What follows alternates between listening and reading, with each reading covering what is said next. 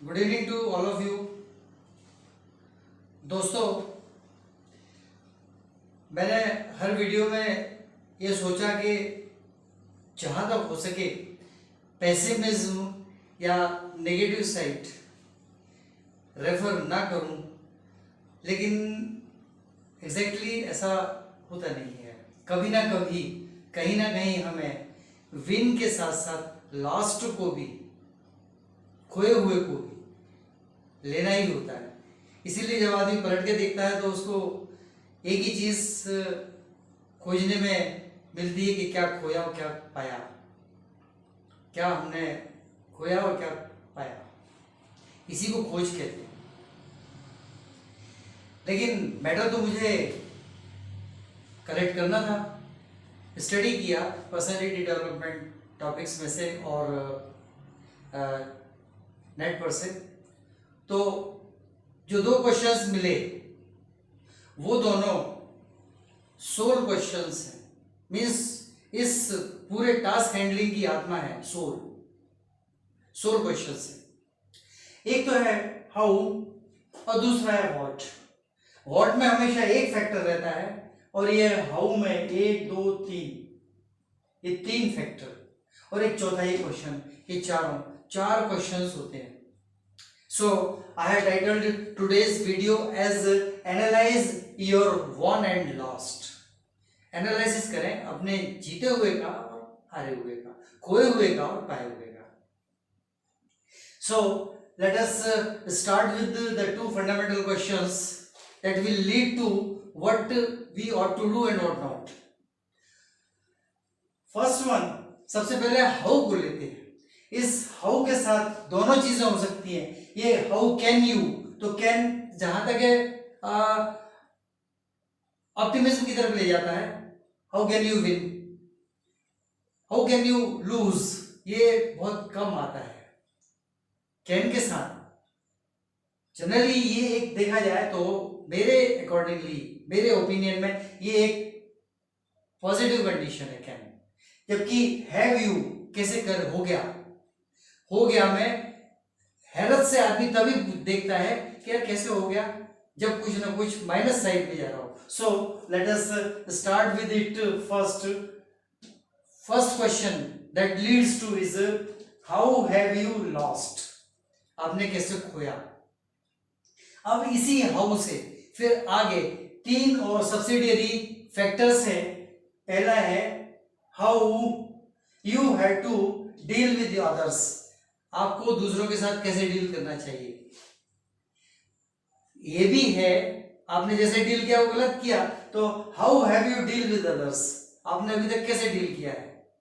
तो उसको छोड़ देते हैं, वो सारे क्वेश्चंस यहां पर आ रहे हैं, हिडन है। लेकिन how you have to deal with others, दूसरों के साथ आपको कैसे डील करना चाहिए, बर्ताव करना चाहिए। Second one, how you must handle yourself, आपको अपने आप को हैंडल कैसे करना चाहिए, खुद को। Third one, how will you set your new goals, ये हाउ आ गया। How will you set your new goals. Actually ये एरो यहाँ पहला इधर आया है, दूसरा यहीं से ये हो गया, तो ये हाउ के साथ ऊपर से जो चलेगा ये ऐसा आएगा, ऐसा आएगा, ऐसा ऐसा, 4। तो ये व्हाट में जुड़ जाएगा, बाकी सब हाउ में। सो इसके बैकग्राउंड में होना ये था एक्चुअली, जो कि हिडन है। How have you dealt with others, how have you handle yourself, आपने अपने आप को हैंडल कैसे किया था। And how have you set your new goals, एक बार हारने के बाद अपने नए गोल्स कैसे सेट किए थे, या पहली बार में आपने अपने नए गोल्स कैसे सेट किए थे।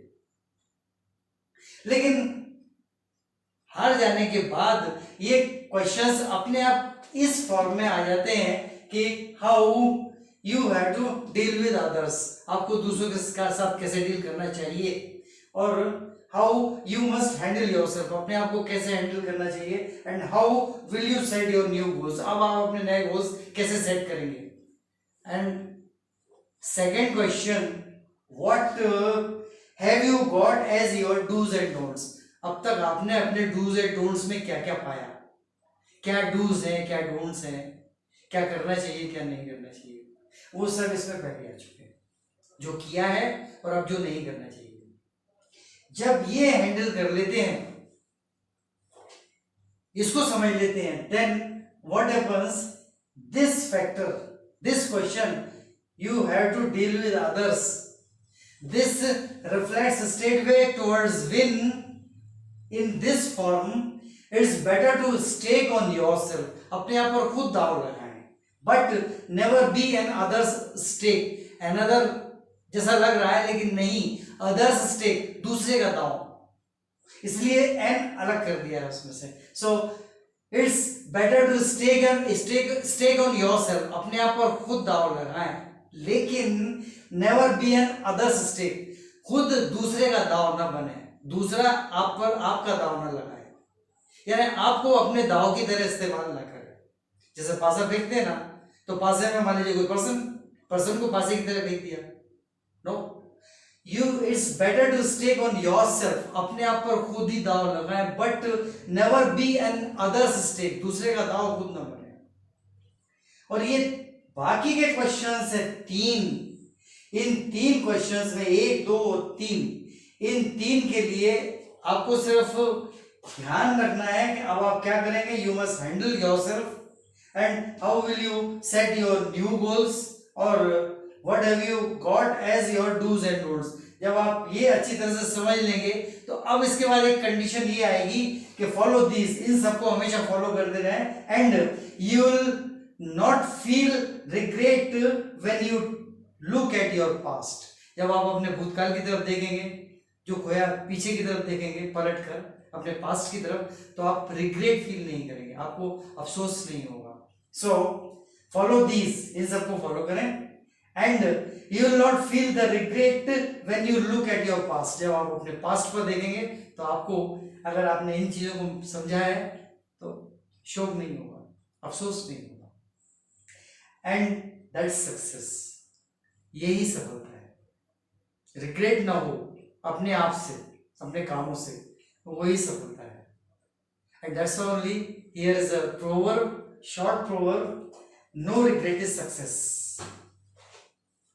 कोई रिग्रेट नहीं है, शोक नहीं है, कोई अफसोस नहीं है, यही सफलता है. इससे आगे क्या कहूं. पसंद आया तो लाइक करें, सब्सक्राइब करें, कमेंट करें. आप पर है, मेरी कोशिशें लगातार जारी हैं. आज इतना ही, मोर नेक्स्ट टाइम. Good night.